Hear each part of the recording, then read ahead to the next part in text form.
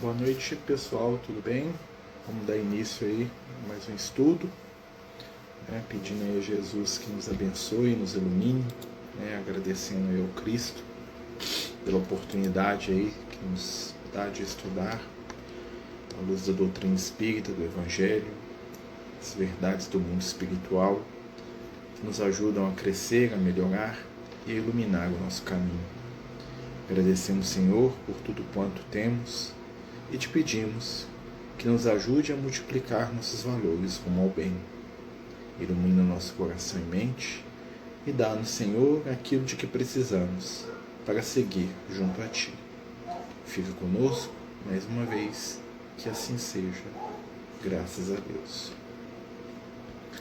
Pessoal, boa noite, estamos dando continuidade ao nosso estudo, das obras do nosso querido André Luiz, nós estamos estudando o livro Os Mensageiros, que é o segundo livro da coleção André Luiz, e a gente está pegando aí, cada semana a gente está estudando um capítulo, hoje é um estudo mais rápido, normalmente o estudo está durando em média de meia hora, então é um estudo fácil de acompanhar, mais simples, mais tranquilo. E como a gente está falando, nós estamos aqui buscando entender e trabalhar essa obra aí do nosso querido André Luiz, com vistas aí à preparação e ao nosso conhecimento, à nossa melhora espiritual. Agradecendo aí os companheiros que participam, e lembrando que o estudo, para quem quiser perguntar, participar, está sempre aberto, tanto aqui no Jitsi quanto aqui via o Instagram, tá bom, pessoal? Então nós estamos no capítulo 6, Deixa eu lembrar que na semana passada a gente começou com uma conversa do nosso querido Telésforo, que é um mentor espiritual, que está ali fazendo às vezes ali vamos dizer assim, de introdutor dos trabalhos que vão começar aí junto do grupo do Aniceto, no qual o André Luiz se vinculou. Lembrar que o André Luiz ele começa um trabalho novo aí no Ministério da Comunicação, e como todas as obras a partir de agora, quem for estudar os livros do André Luiz vai perceber, sempre começa com a preleção de um espírito de alta envergadura, que vai trazer ali conhecimento, que vai trazer ali informações espirituais. Tem alguém que está com o aparelho de som ligado aí, gente? Eu vou só silenciar, tá? Para evitar que até às vezes as pessoas esquecem. Vamos lá. Pega aí, gente, só um minutinho. Isso aí. Muito obrigado aí. Então vamos lá, gente? A gente vai lendo e vai conversando, tá bom? Quem quiser perguntar, fica à vontade. Quem quiser participar também, por favor, tá? Fique totalmente à vontade para estar participando. Capítulo 6 dos livros Mensageiros, cujo título é Advertências Profundas. Irmãos nossos, prosseguiu Telésforo sobre o calor de sagrada inspiração. Está continuando o estudo que ele estava fazendo, que iniciou no capítulo anterior. Fazem-se ouvir na terra gritos comovedores de sofrimento. Necessitamos de servidores que desejem integrar-se na escola evangélica da renúncia. Só lembrando que essa preleção dele é para todos aqueles irmãos que desejam auxiliar nos trabalhos da espiritualidade, principalmente aqui no caso aqui, do Ministério da Comunicação. Aí ele começa aqui, Desde as primeiras tarefas do Espiritismo Renovador, nosso lar tem enviado diversas turmas ao trabalho de disseminação dos valores educativos. Centenas de companheiros partem daqui anualmente, aliando necessidades de resgate ao serviço redentor. Ainda não conseguimos os resultados desejáveis. Alguns alcançam resultados parciais nas tarefas a desenvolver, mas a maioria tem fracassado ruidosamente. Então, ele está falando dos espíritos, que se preparam lá no nosso lar para trabalhar, e que reencarnam, que renascem, Quem sabe alguns de nós até estão nesse grupo aí ou nos que vieram depois, E ele fala assim, a maioria fracassa, Por quê? Ele vai explicar por quê. Olha só. Nossos institutos de socorro debalde movimentam medidas da assistência indispensável. Raríssimos conquistam algum êxito nos delicados místeres da mediunidade e da doutrinação. Então, ele está falando aqui da dificuldade, né, do médium, né, e dos trabalhadores da mediunidade de darem termo, né, ou seja, de continuarem ali o seu trabalho, né, de esclarecer, de trabalhar, de ajudar, né, aqueles que precisam. Olha só.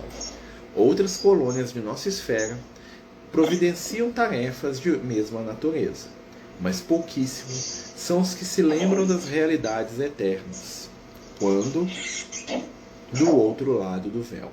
É interessante, né? Então ele vai falar aqui, né, que poucos mesmo, né, vão se lembrar, né, quando estão encarnados, dos compromissos assumidos lá. E ele vai falar o que também? Que muitas colônias espirituais que estão na mesma região ali do nosso lar, né, sabemos que tem milhares, né, e pelo mundo afora, né, gente? Então, colônias espirituais existem tantas quantas, né, existem quase que cidades no mundo, né, só na região ali do umbral mais próximo da gente, né, falam-se mais de 10 mil cidades espirituais como nosso lar, né, espalhadas por todo o planeta Terra, né. Nosso lar não é a única, né, é uma de milhares, né, próximos aqui, né, nas outras esferas tem muito mais, né. Boa noite, né, quem está chegando. Nós estamos estudando o capítulo 6 do livro Os Mensageiros, né, estamos comentando aqui a fala do Telésforo, né, onde um amigo espiritual nos diz, né, que muitos companheiros que reencarnam, né, com missões no campo da mediunidade, do trabalho no bem, fracassam, a maioria, né, olha só. Raríssimos conquistam algum êxito nos delicados místeres da doutrinação e da mediunidade. Estou repetindo aqui para a gente poder lembrar. A ignorância domina a maioria das consciências encarnadas, né? Então, a maioria dos encarnados permanece presa da ignorância espiritual, né? A ignorância é a mãe de todas as misérias, das fraquezas e dos crimes. Grandes instrutores nos fluidos da carne amedrontam-se por sua vez diante dos atritos humanos e se recolhem indevidamente na concepção que lhes é própria. Esquecem-se que Jesus não esperou que os homens lhe atingissem as glórias magnificentes e que, ao invés, desceu até o plano dos homens para ensinar e servir. Isso é bem interessante o que ele está falando aqui. Muita gente, muitos de nós temos valores espirituais profundos, temos conhecimento, que não quer dizer saber tudo, mas nós temos valores e a gente deixa de utilizar esses valores por medo. Por medo do choque, da dificuldade, da incompreensão.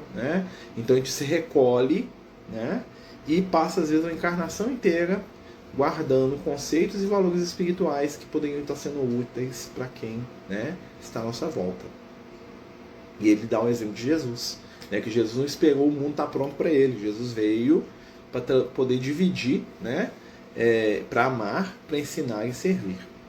Não exigiu que as criaturas se fizessem imediatamente iguais a ele, mas fez-se como os homens, para ajudá-los na subida áspera. Que interessante, o conceito aqui do Telésforo, Então ele compara, com Jesus, dizendo que Jesus não exige da gente aquilo que a gente não dá conta, mas antes Jesus se torna próximo de nós para nos ajudar a crescer espiritualmente. Então o esforço da espiritualidade, que nós somos convidados aqui, que ele está lembrando, e nós estamos numa posição muito interessante, porque nós estamos encarnados, e recebendo essa informação espiritual, de que nós, com certeza já fomos preparados e trabalhados lá no mundo espiritual, e muitas vezes deixamos de atender as nossas, vamos dizer assim, os nossos deveres, os nossos compromissos, como diriam lá os bons espíritos, os compromissos assumidos diante da própria consciência. Olha só, com profundo brilho no olhar, Telésforo acentuou, depois de pequeno intervalo. É interessante, gente, Telésforo, é o nome de um dos primeiros papas da Igreja Católica. Não sei se é o mesmo espírito, apesar de que é uma referência bem interessante. Na verdade, nem existia Igreja Católica, depois que a Igreja falou que ele foi um dos papas também, porque ele foi um dos líderes lá no início do cristianismo, mas é um personagem famoso, esse Telésforo, lá quase 2000 anos atrás. Então vamos lá. Se o Mestre Divino adotou esta norma, que dizer das nossas obrigações de criaturas falidas? Se Jesus não ficou esperando para poder agir, E o que a gente precisa fazer? É isso que ele está fazendo um comparativo aqui. Abstraindo-se das necessidades imensas de outros grupos, procuramos identificar as falhas existentes naqueles que nos são afins. Então ele fala assim que agora ele vai lidar, ele vai falar de maneira mais direta, para as necessidades dos grupos espirituais que sintonizam, com a proposta espiritual aqui do nosso lar, que ele passou pelos outros, mas o objetivo não é ficar entrando em situações que estão um pouco distantes. Olha só, em derredor de nós mesmos, os laços pessoais constituem extenso campo de atividade e testemunho. Que interessante, Ou seja, as questões da família, as questões com aqueles que são mais próximos, as questões daqueles que convivem com a gente, são os locais de maior testemunho, que mais pedem da gente, comprometimento, renúncia, afetividade, carinho, Aqui, ó. Cesse para nós outros a concepção de que a terra é vale tenebroso, e agasalhemos a certeza que a esfera carnal é grande oficina de trabalho redentor. Então a gente tem que tirar da nossa cabeça aquela ideia que nós estamos sendo castigados aqui na terra, que a terra é muito difícil, muito complicado. Não, a terra é oficina, a terra é ambiente no qual nós vamos ter o que? Oportunidade do trabalho redentor. Olha só, e ele continua aqui, ó. Preparemo-nos para a cooperação eficiente e indispensável. Esqueçamos os erros do passado e lembremos das nossas obrigações fundamentais. Olha só, o comentário dele. Deixar para trás os erros, não ficar remoendo erro, não ficar remoendo fragilidade, não ficar remoendo, não que a gente não seja importante, mas não ficar perdendo tempo com lamentação, com reclamação, com erro, e lembrar que nós podemos agora mesmo nos tornarmos úteis no trabalho do bem, nos tornarmos úteis ao Cristo, à espiritualidade, como medianeiros. Olha só. Vamos lá.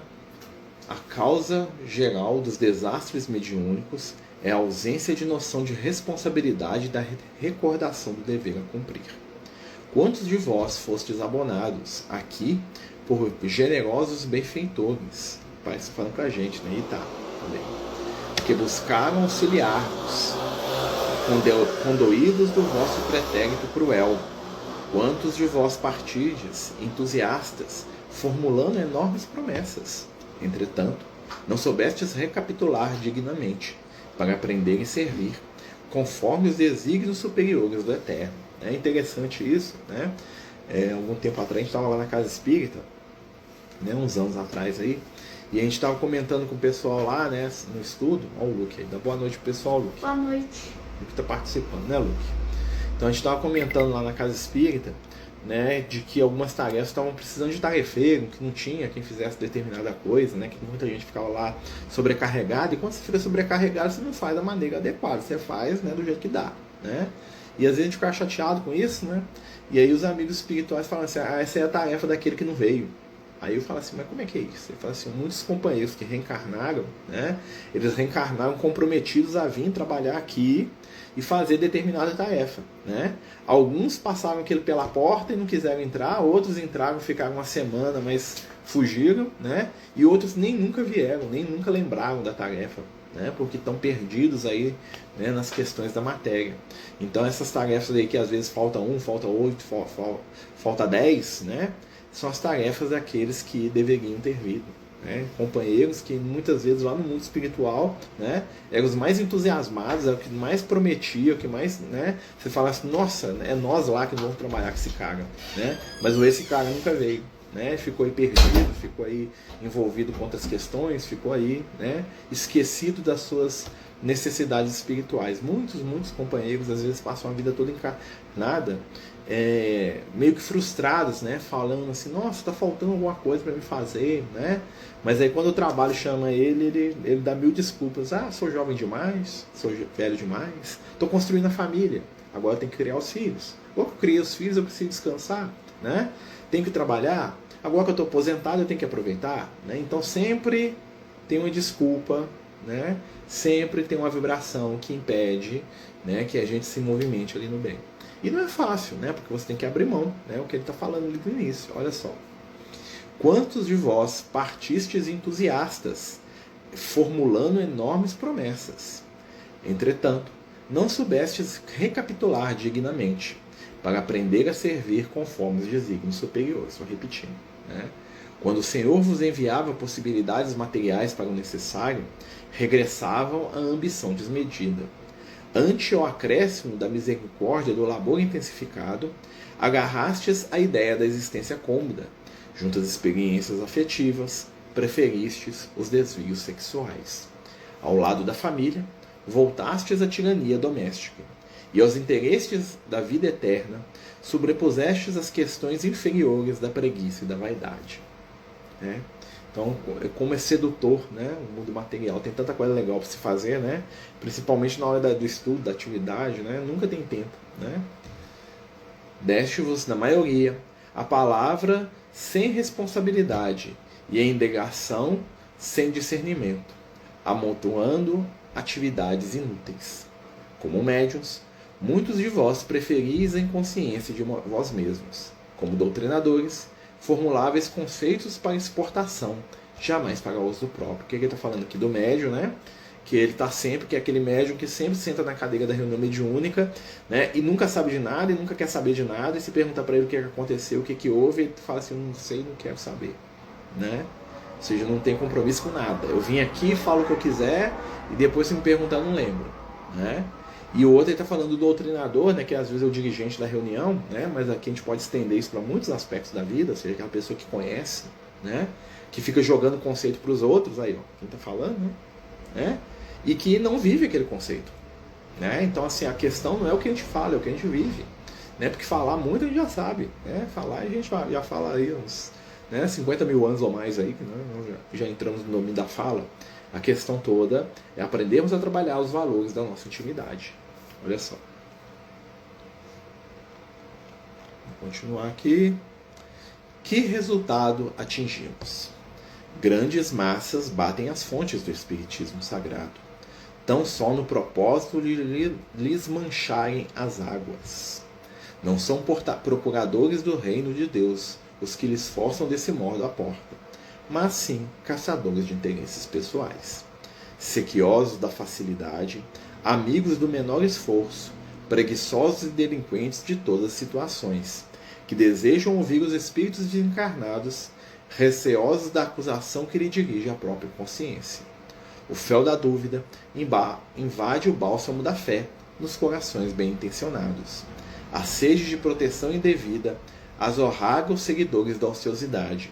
A ignorância e a maldade entregam-se a manifestações inferiores da magia negra. Olha que interessante o que ele está falando. Né? Que muitas pessoas buscam o caminho da espiritualidade, né?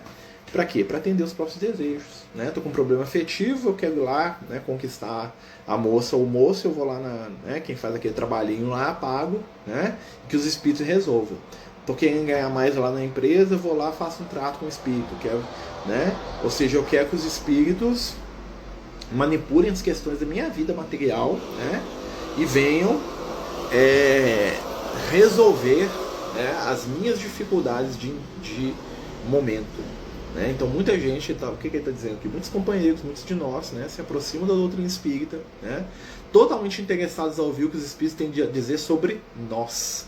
Né? Então eu quero que o espírito fale para mim que eu fui muito rico, poderoso, que eu sou muito bonito, que nessa vida aqui, né, eu vou encontrar a minha alma gêmea, ou minha sei lá o que gêmea, né, e aí que eu vou crescer, que eu vou ser rico, que eu sou muito bonito e protegido, e que Deus vai cuidar de mim sempre em detrimento do meu irmão.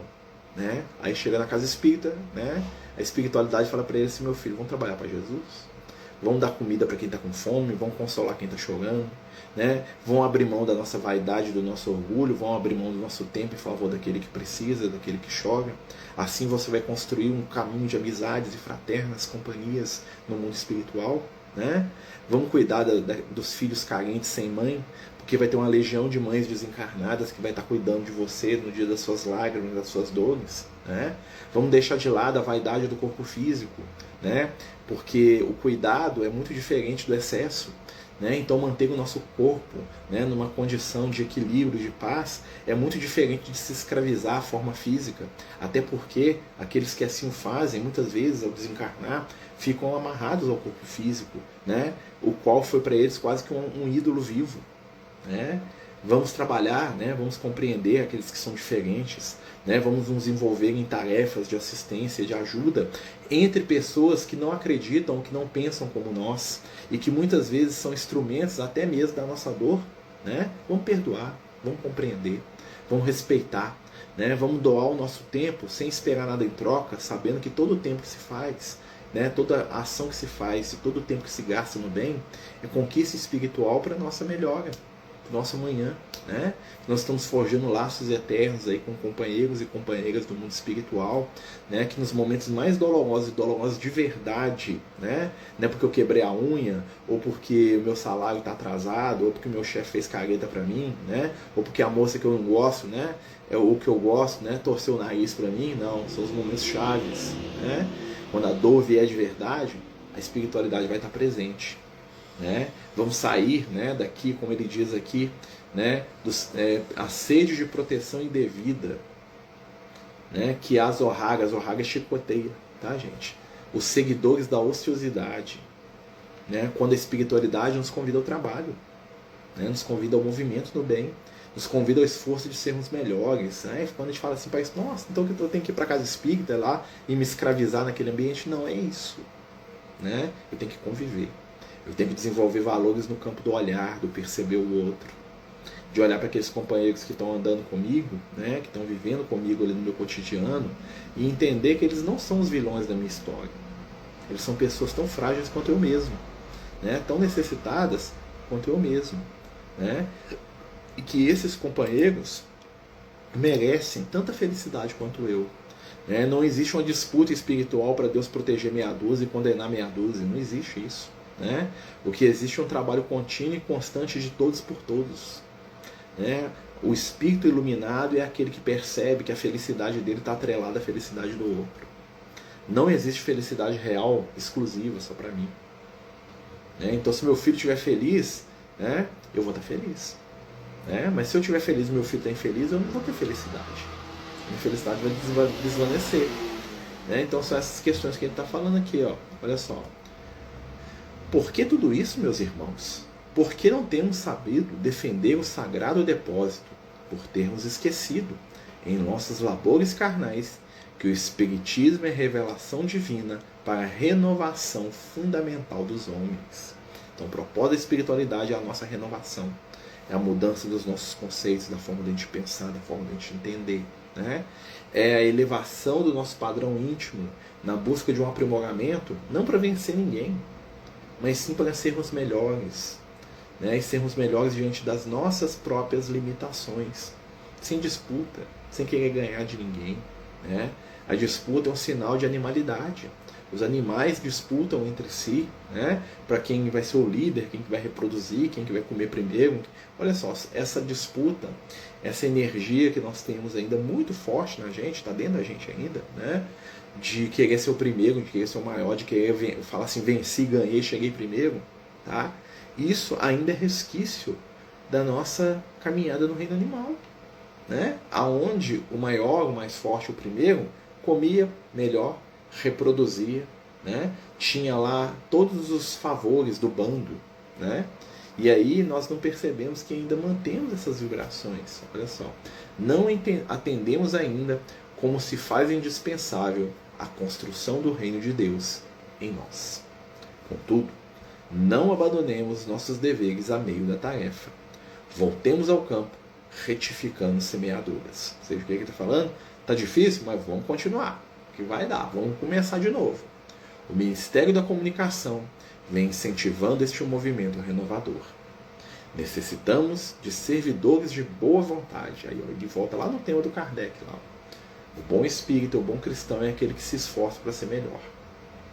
E esse esforço, né, é o grande segredo espiritual para a gente crescer, para a gente amar mais.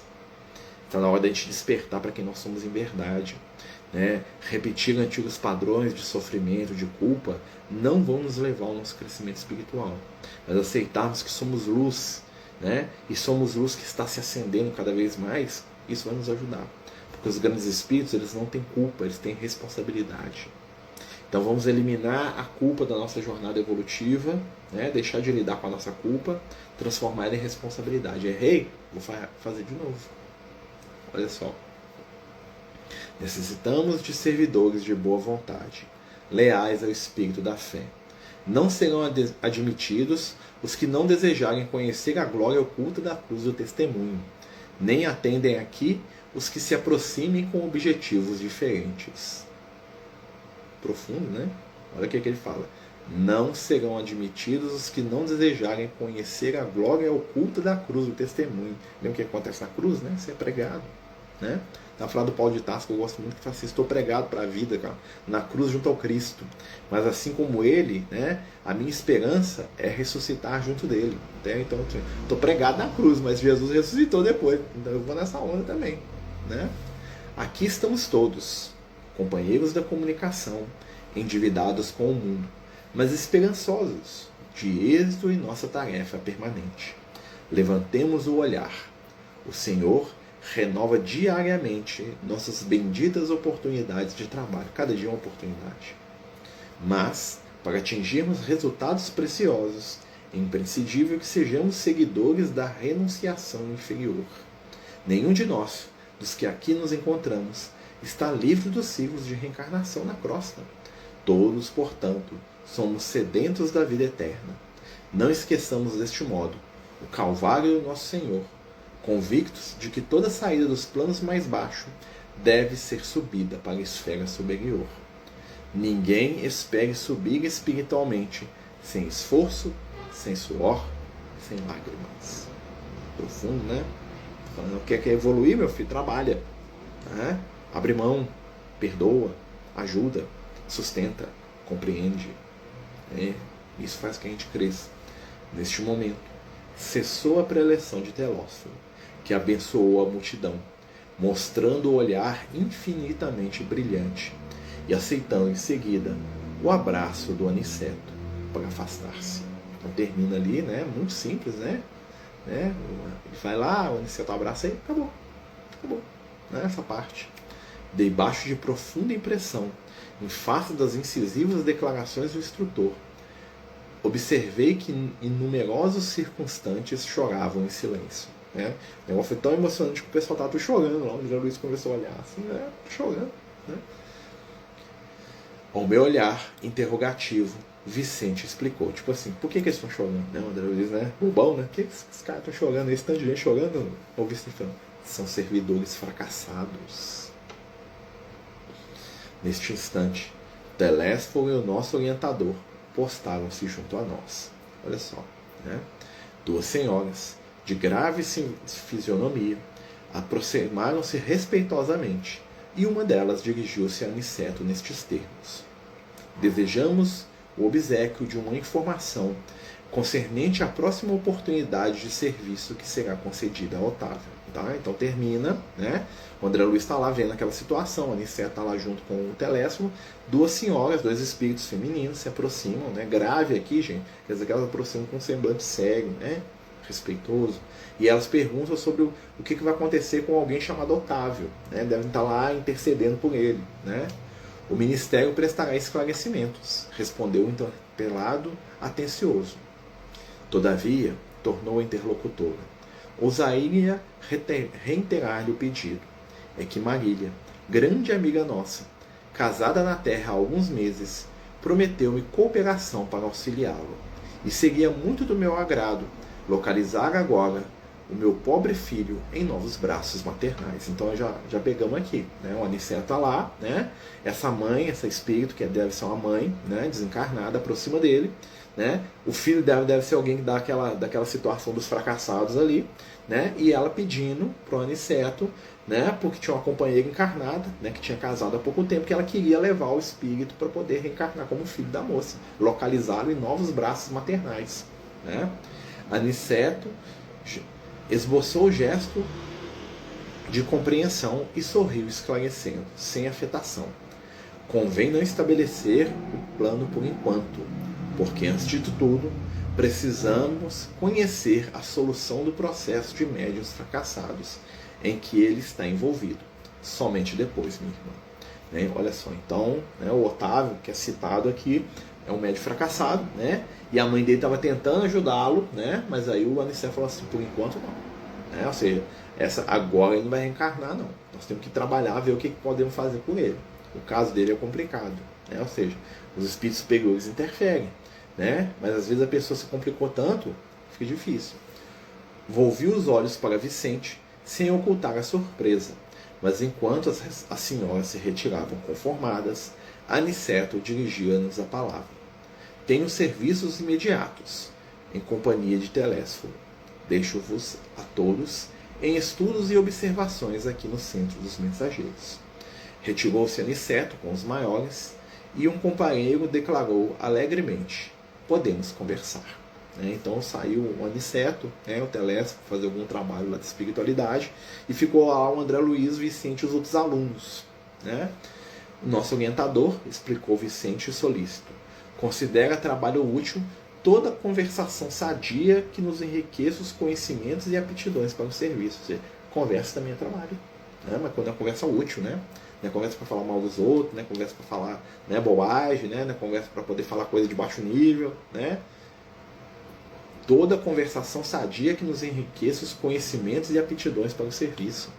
Pelas nossas palestras construtivas, portanto, recebemos também a remuneração devida à cooperação normal. Tem para bater papo, eles recebem.